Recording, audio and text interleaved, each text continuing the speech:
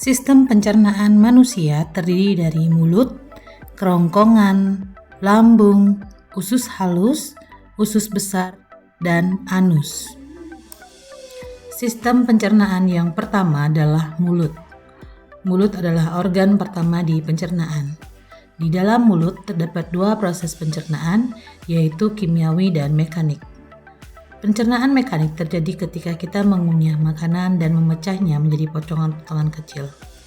Sedangkan pencernaan kimiawi terjadi saat kelenjar ludah menambah enzim ke makanan untuk pemecahan selanjutnya. Fungsi mulut adalah mengunyah, memproses makanan secara kimiawi, dan menyalurkan ke lambung. Alat pencernaan yang kedua adalah kerongkongan. Kerongkongan atau disebut dengan esofagus ini adalah suatu penghubung antara rongga mulut dan lambung. Fungsinya di sistem pencernaan manusia adalah untuk menelan makanan dan mencegah benda asing masuk.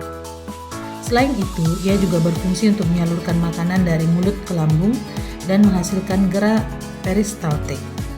Gerak peristaltik inilah yang menyebabkan dinding berkontraksi secara perlahan hingga makanan terdorong ke lambung.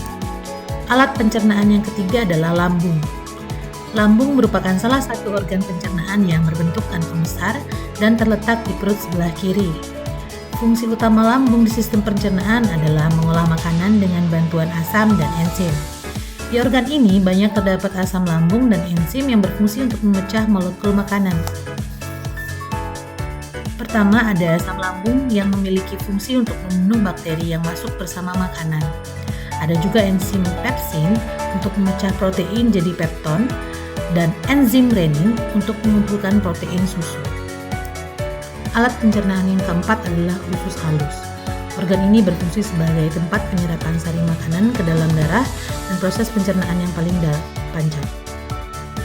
Nutrisi dari makanan yang diserap oleh usus halus ini berupa lemak, karbohidrat, protein, vitamin, dan juga mineral. Fungsi usus halus lainnya diantaranya memudahkan nutrisi digunakan oleh tubuh, menetralkan makanan, dan juga menjaga keseimbangan cairan. Alat pencernaan kelima adalah usus besar. Makanan yang tidak diserap oleh usus halus maka akan masuk ke dalam usus besar dan menjadi feses. Di dalam usus besar terdapat bakteri E. coli yang membantu proses pembusukan sisa makanan jadi feses. Selain itu, usus besar juga berfungsi menyerap kembali sisa air dan vitamin yang masih terdapat di makanan. Kemudian, sisa air dan vitamin itu akan diserap hingga berbentuk sebuah antibodi yang digunakan untuk mencegah infeksi.